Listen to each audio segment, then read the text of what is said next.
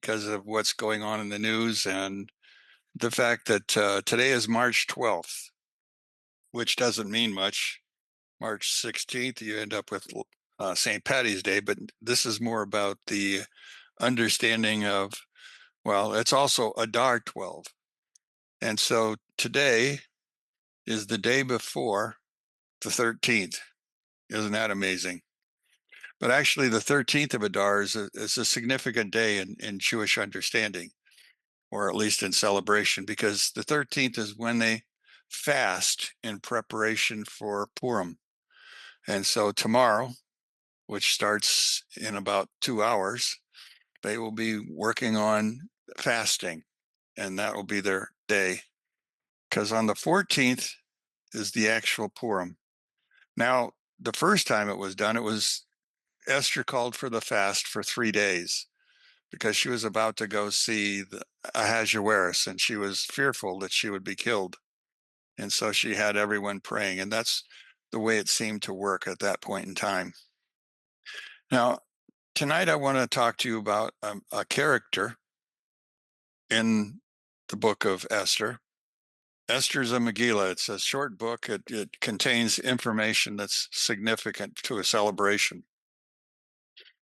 And the question I started with when I first began to reread my thing is, who is Charvonah? And why is he mentioned along with the big shots of the Purim story? Because he only has two places where we're seeing him, and he only has one line in the entire thing, but yet at the same point in time, he's going to be recognized by the sages. So the question then becomes, how can this insignificant character, who started out as a king's attendant, become somebody that will have a great effect on what's going on? Now, in the beginning of Esther, if you remember, Esther was about a festival that was going on. And the king, in the midst of his drunkenness, asked for Vashti, his wife, to come out and dance, which would have been okay, except he wanted her to dance with only a crown on her head.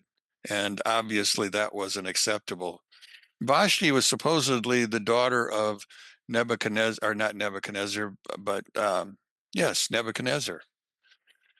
But then again, to her anger, she ended up offending him, and it became her demise at that point in time.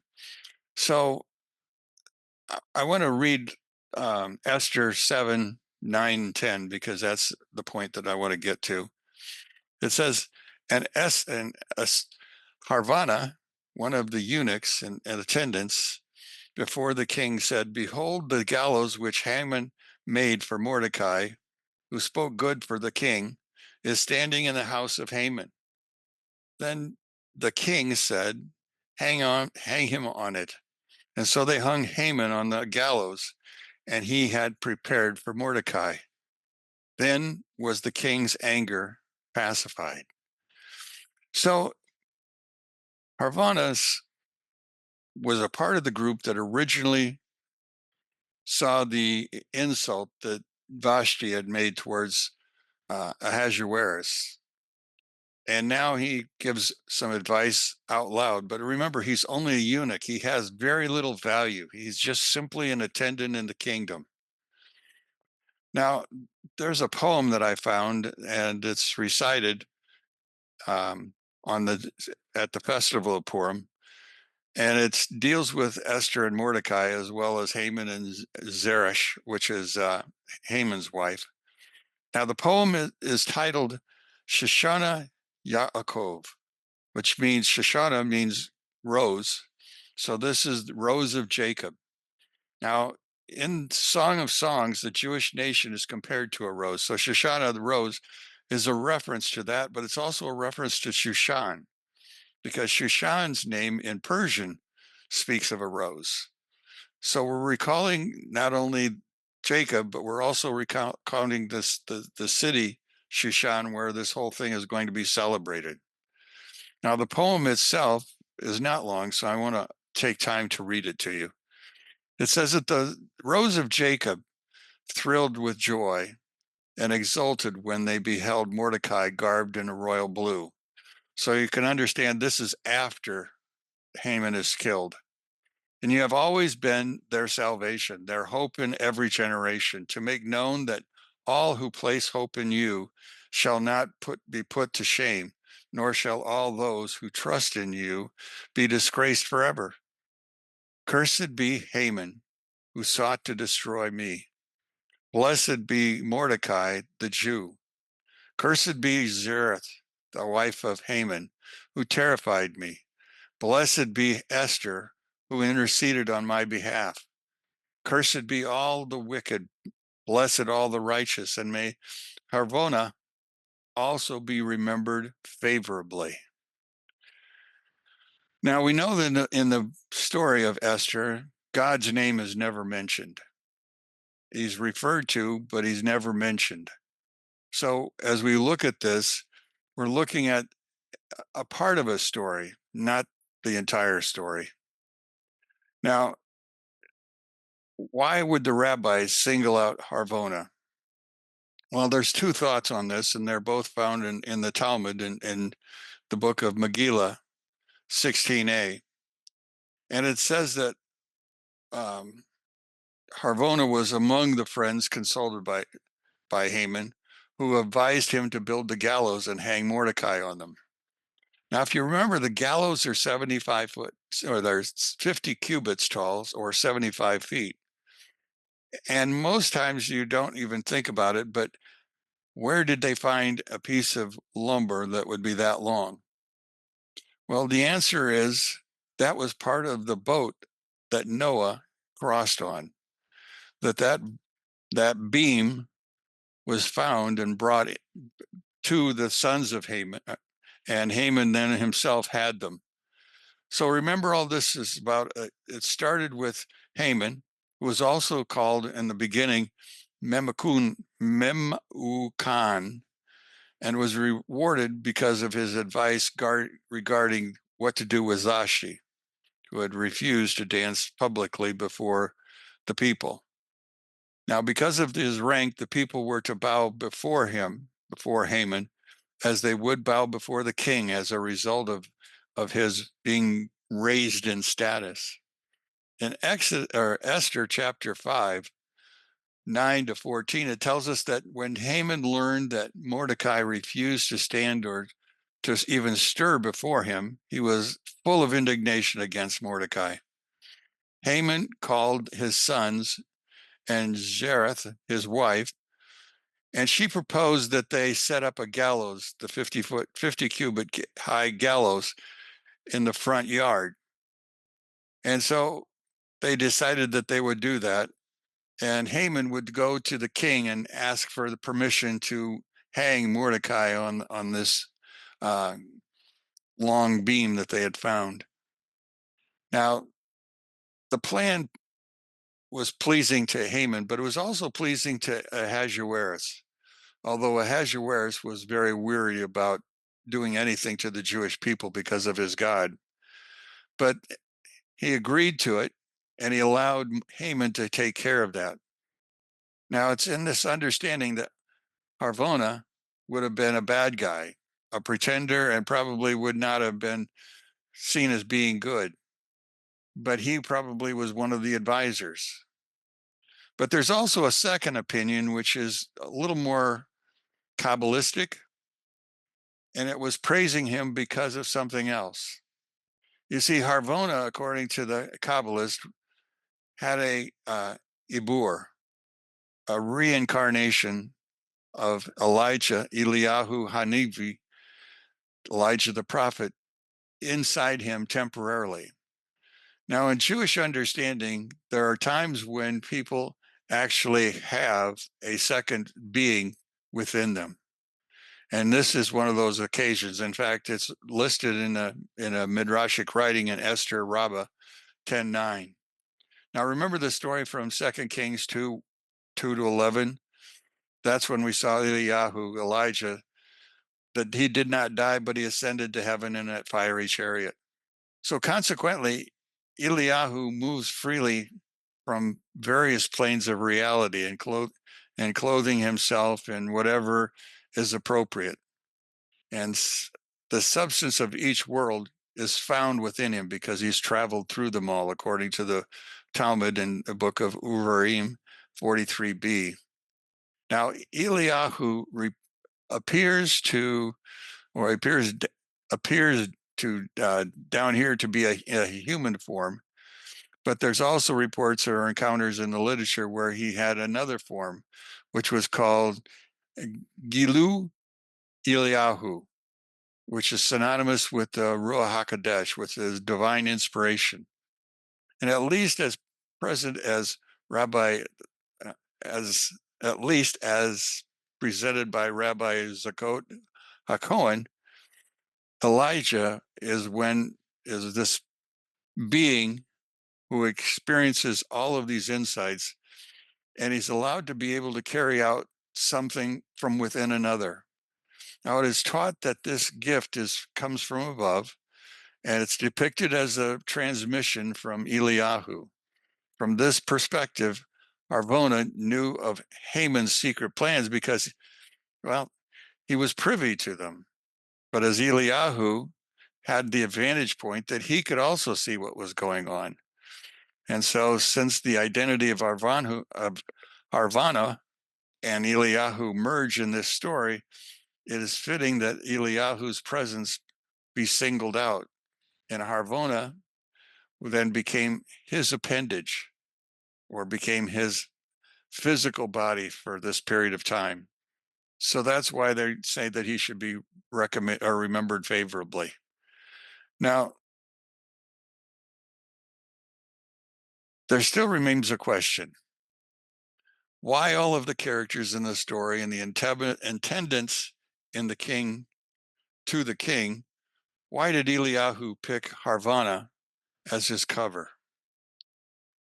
Now, the Rabbi Zadok explains that the Ruach HaKodesh follows him, or follows the will of man, and meaning that the themes of life, desires, curiosities, their drives, their motivations, well, they've stuck around for decades, and these created a channel for this Ruach HaKodesh within Charvonah. So he became accessible to Elijah. Now, Rabbi Zadok traces all of this back to the even more fundamental layer of the psyche called Halaveli Dagarma, which means the breath of my bones. Now, it's clear that when the rabbis use the term, they are describing something with properties nearly identical to what we know today as DNA. Rabbi Isaac Luria, who was the great Kabbalist, taught on this whole thing in his book called, well, he never wrote the book. It was written by Chaim Levy, but the book was called Shar Ruach HaKodesh, the Gates of the Holy Spirit. Now the soul constricts and congeals as it moves down through the worlds. That's Elijah's soul. And it prepares to reincarnate. Now, at each stage, it presses out from itself a garment that matches the materiality of the level of reality that it's in. You see, where Elijah was with God, he goes through several levels. He goes through the place called Atzilut, through the world of Beriah, the world of creation, down through the world of formation, down into this world, which is called the world of action. So he must change his garments as he moves down. Now, to enter a physical plane with minimum constrictions and density, it presses him to encode himself within the physical being, if that's possible to understand. Now, this material expression of the soul's essence is the DNA that directs the body's development and the individual's unique life. So the soul then encloses itself in this body, and together they actualize the potential of this Havle de Garma, their shared genomes. So the desires, the curiosities, and the strivings that were present in youth of our character continued through adulthood, and they derive from this bedrock level of the soul. And it's said that the Jewish parents have a glimmer of prophecy when they name their children. And that's the person's name is really, it's conveying the soul's mission, if it's understood correctly. So Harvonah's name is inherently paradoxical because it combines the contrary polarities of Herban, which means to demolition, and Bonnet, which means a construction. So he deconstructs to be constructed. And it captures the essence of that moment in history when the prophesied 70 years of Urban, according to the destruction, according to Jeremiah 25, 11, and 12, were about to end, and the temple would soon be rebuilt. There's an expression that I enjoy using. It's called as below, so above. Now, in terms of time, the Jewish people were on the cusp of a loss and what can only be termed as a new beginning.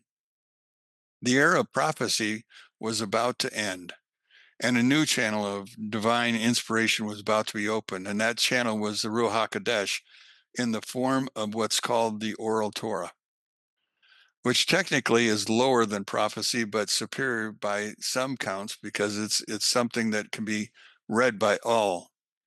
Now at the Sinai, they accepted the written Torah, the written lesson, the written scriptures.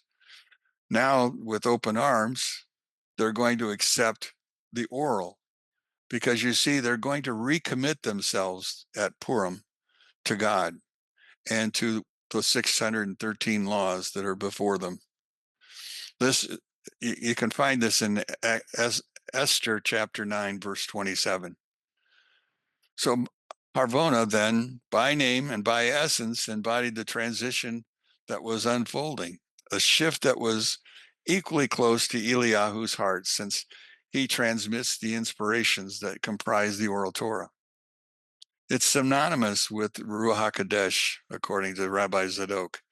And the Bible describes Eliyahu's initiation into the still small voice that a person must access inside themselves to receive the same presence of the Eliyahu. Now, this whole thing is a harbinger of the Mashiach. Eliyahu is a transition between Mashiach ben Joseph, who's going to die at the end of time, or at the end of days, and Mashiach ben David, who's going to live forever. Now, tradition also assigns to him the exclusive privilege of inaugurating the era of Tekiyah Ha-Matim, which is the world to come.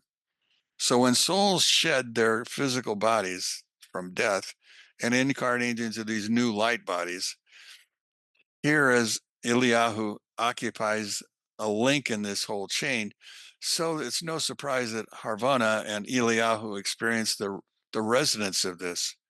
It's a shared mission that they were both on, even though Harvonah never knew what it was that he was here for until the end. Now, Friday is Purim, but I think it's more important to understand that Purim didn't end on that days with dealing with Haman. There's a connection between Purim and what's going on today, the anti-Semitic riots on the college campuses. It's tragic and it's ironic because Purim celebrates the Jewish people's deliverance from Haman's genocidal plot to kill everybody. Anti-Semites throughout history have used this pretext, oftentimes to the detriment of the people. Now, during the Middle Ages, anti-Semitic accusations called blood libels or false claims that Jewish used to Christians to well,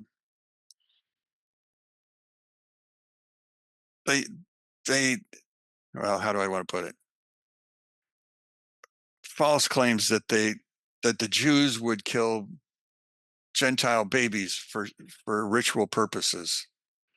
And it was especially intense during the time of Purim and during the time of Passover. Now, some Christian communities viewed the hanging of Haman and his sons as symbolic of Jewish hostility towards non-Jews. Purim has several things that are in common all the way through history. But let me go back and pick up a few. In 1314, during the Black Plague, Jews were blamed for poisoning wells and attacking often intensified around the holidays. So during the Black Plague, the Jews were responsible for poisoning the wells, which caused everyone to get sick. In Damascus, false accusations that the Jews kidnapped a Christian monk led to riots and executions. By 1905, now there's plenty more. England had these, France had these. I'm just giving you a few of them. Anti-Jewish riots occurred in connection with Purim, especially as the Jews were scapegoated for political unrest in Russia. Nazis. The Nazis despised Purim because of its theme of Jewish survival over an oppressor. Now, they often carried out executions and massacres of Jews on Purim as a symbolic gesture. I remember reading in 1942 in the Ukraine, Lviv, Ukraine, 100 Jews were hanged on Purim by the Nazis. By 1943, the Nazis executed key Jewish leaders on Purim, calling them modern Hamans. And there's more anomalies surrounding the deaths of Haman and his 10 sons that the Bible talks about or hints at. Now, the names of Haman's sons, if you go back and read the text, are not Hebrew, are not Persian. We don't know what language they are. But whatever language, there's significance in the fact. Now, if you look at the Hebrew writing on that, if you go to your Bible, I think it's chapter 7 of Esther. Let me turn to it quick.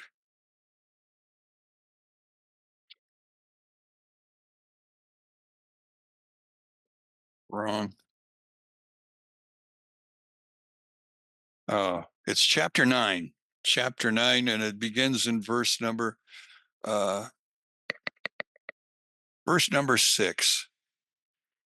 In Shushan, the capital of the Jews, slew and annihilated 500 men. Now, across the entire time during that Purim revolt, they slew over 300,000, or 75,000. It is 75,000. But if you look if you had a Jewish Bible, you'll notice that what you see as you're going through that is the list of the names with a blank space, and on the other side is the word and. Now, each word begins with the letter Vav, and Vav is usually indication of, it's a conjunction that's used for that. It's also the same number as man. But as you look at the names, I want you to notice, first off, if you go over to the Hebrew side and look carefully, what you're going to see is that there are 3 letters that are extremely small. In other words, they're not the right size. The first one is a Tav. The second one is down near the end. It's the Shin. And the final one is the Zain. So the value of these 3 letters is, by coincidence, 400 plus 300 plus 7 equals 707. Now, in Hebrew, you don't give the thousands number. You just simply use those 3 numbers to tell you the year. But if you were going to look at it, it's actually, the year would have been 5,000. Well, the new year, the year that we're in, or not the year we're in, but the year that this is speaking to is 5,707, which is Tishri 21, or October 16th, 1946. That day on the Gregorian calendar is a day to be celebrated because of the destruction of Haman's sons. So prophetically, the names are given there are only to tell us, first off, that those characters are not Persian. And some have roughly translated and said that they're actually have some Ashkenazic in them, something that would give them more Germanic language, but nobody's for certain what it is. So Hitler's top 10 are listed for us here, as the Jews would understand it. And if you go to the last name on the list, you'll find that there's a small Zayin, but also there's a very large Vav at the very beginning of that word. Now, that large Vav at the beginning of the word obviously has a value of 6. That's the alphabetic number. But it also speaks of man and speaks of man's creation on the 6th day. So the Vav in Hebrew this is a conjunction, but it's also a way of describing the hangman's gallows, what he hung on. Now, the Vilna Gaon noted that Mordecai received 5 garments as a reward from the king, which is the same number of garments that Joseph gave to Benjamin after revealing himself to Benjamin. Now, you can go to the Soviet Union because that's another place where great numbers of Jews have been slaughtered over the years, and come to the conclusion that, again, it's very significant. And I don't know if you've ever watched the movie Fiddler on a Roof with Zero Mostel, but that story hinges on Purim. You know, while Purim itself is a holiday of joy and salvation, history has shown it to be everything but joy and salvation. It's all about anti-Semitism. It's a pretext for violence. This reflects a broader pattern where the Jewish holidays, rather than being respected, have sometimes become flashpoints for persecution. However, despite these dark moments, Purim remains a powerful celebration of Jewish resilience and justice. But today, America is in an anti-Semitic war on college campuses. The president is looking at removing government funding from some 60 colleges. Why? Because of the anti-Semitic. Now, this week, we saw Mahmoud Khalil, a Syrian-born Palestinian activist and a recent graduate of Columbia University's School of International Politics and Public Affairs. Now, he's born in 1995. Khalil holds an Algerian passport, but he also has a green card from the United States, which is, well, it'd be like semi-accepted on this planet as being a part of America. Now, he gained prominence because of the fact that he's so involved in all of these campus uprisings. And so, anyway, as we're going through this, on March 8th, 2025, Khalil was arrested by the Immigration and Customs Enforcement, ICE. And they found him in his Manhattan apartment. Now, the Department of Homeland Security stated that the arrest was conducted in support of President Trump's executive orders prohibiting anti-Semitism. And it alleged the fact that these activities aligned to Hamas. In fact, it was said that he was actually passing out pictures of October 7th and pictures of well, unacceptable things. Now, on March 10th, the federal judge has temporarily halted Khalil's deportation with what they call a habeas corpus. Hearing is scheduled for, well, today, but I haven't heard what the answer is. Protests are all around New York City, online. The Democratic Party is itself resolved to getting Khalil off. He shouldn't be deported, as the ICE would like to do. But at this point in time, Khalil's not even in New York where they're protesting. They removed him immediately and put him in Louisiana. And so therefore, the trial won't happen in New York, but it'll happen in the southern cities. Now, I say all this to say that the Lord will prevail no matter what happens. And America, if it's choosing to remain a place of God's favor, this is going to be one of those tests.